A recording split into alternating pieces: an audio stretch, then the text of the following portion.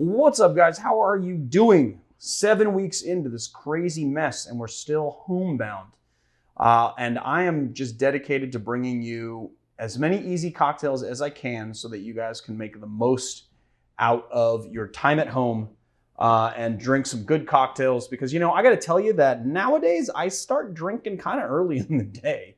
You know, like as soon as it hits like 4 o'clock, I'm making myself a cocktail, and then I end up kind of doing that a lot of the time these days. So it's been kind of nice to do this deep dive on these 3 ingredient cocktails, and well, three to 4 ingredient cocktails. And I hope you guys have been digging it too. All right, today we're going to be bringing you a drink called a Fair Harvard, which is a cocktail from a writer. It's actually from Robert Simonson, and it's in his great book, 3 Ingredient Cocktails.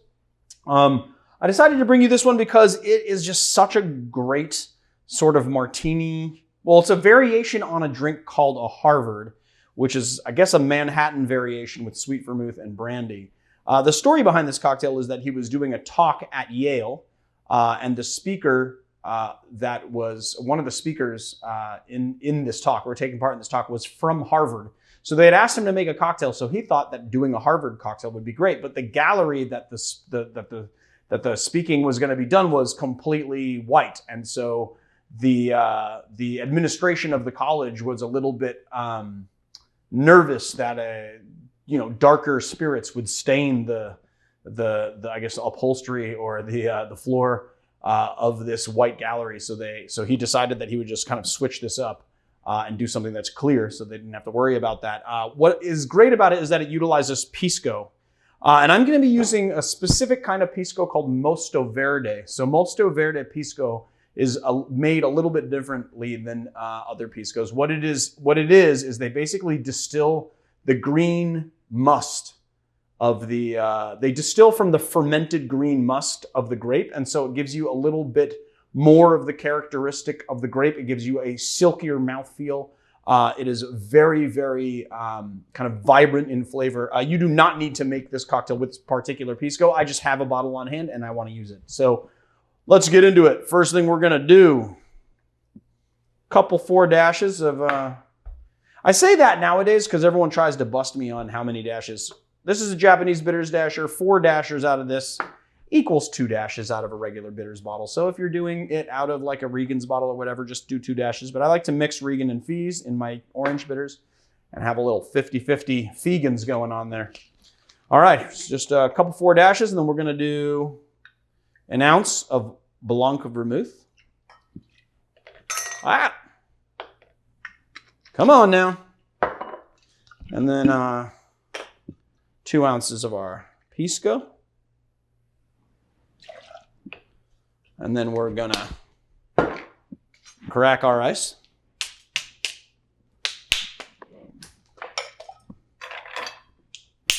That was nice. I got a nice one there. Whoa, that's enough. Give it a nice little stirry poo. Know what I'm saying? Know what I mean? Know what I'm saying? Know what I mean? Know what I'm saying? Little stirry poo.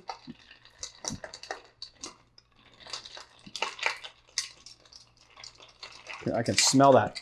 Oh, it smells so good. It's going to be good. It's going to be a good one, I can tell. Oh, it's going to be so refreshing. You know, honestly, Marius, I was going to use this this julep strainer, but to tell you the honest to God truth,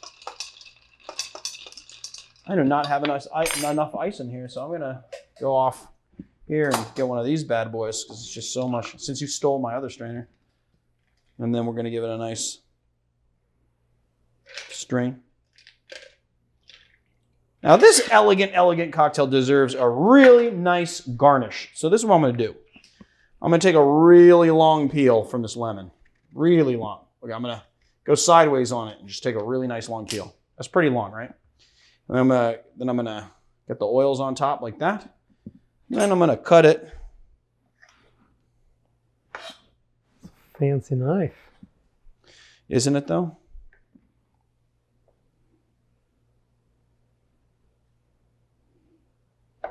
It's very Japanese looking.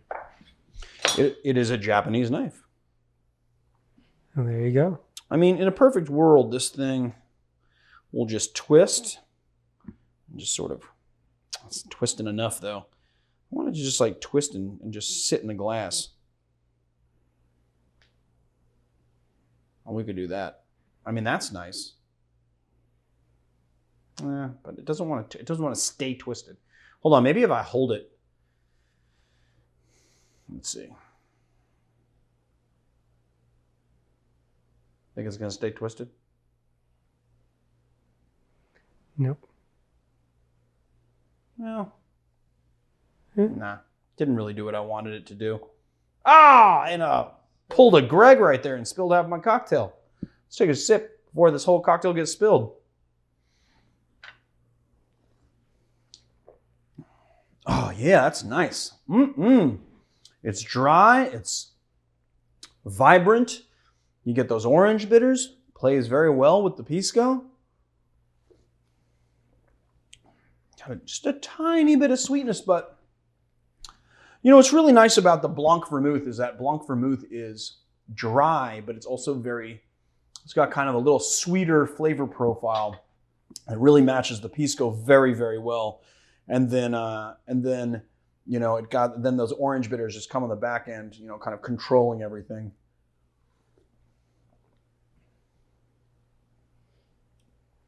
Really, really, really nice.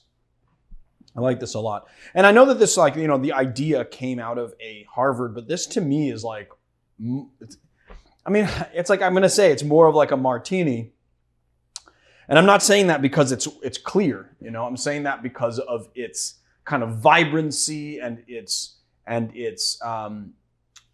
sort of brightness, you know. It just doesn't remind, you know, something that has like brandy and sweet vermouth or something that has like rye whiskey and sweet vermouth is going to be silkier. It's going to be a little deeper in flavor. It's going to be a little stronger, you know, a little darker. It's like, you know, Pisco martini, kind of.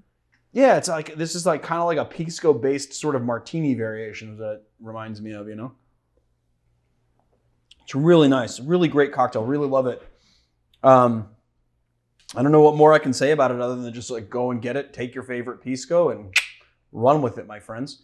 I don't know. You got anything else, Marius? Did I miss anything? But can you use Colombian Pisco? No, what is the other Colombian, one? Chilean. Chilean Pisco. You know, I'm not getting into this because there's going to be a whole big fight in the comments over it. You're going to anger the Peruvians. Ooh. Ah! It's like a storm out there. I guess we're wrapping it up. Look at that. Our backdrop fell down. I guess we're going to wrap this up now. It's a real window, guys. See? Yeah. All right. Well, maybe we should cut and go fix it, or I'll just wrap it up and then you can run out there and fix it. Well, you just wrap it up and I'll go fix it. Well, if you like our channel, please hit like and subscribe and check us out on Patreon, patreon.com/educatedbarfly. We definitely need those memberships because our set is evidently falling apart. So, you know, get those memberships going and give us a little bit of money. I'm just kidding. No, but seriously, check our memberships out on YouTube and Patreon. We've got some good exclusive stuff going on there. And yeah, I don't know, man. I guess I'll just see you guys on another time.